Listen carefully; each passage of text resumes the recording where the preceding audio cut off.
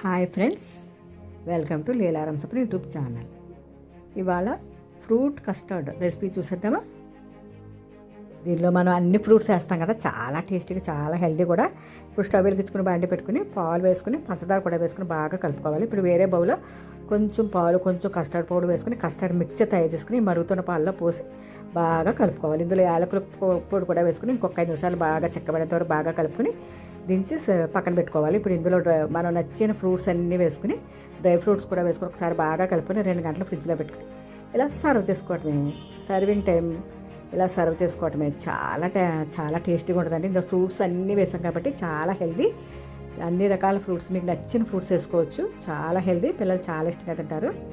ఈ వీడియో నచ్చితే please like and subscribe. Thank you friends. మరో మంచి వీడియోతో మళ్ళీ కలుద్దాం. Thank you friends.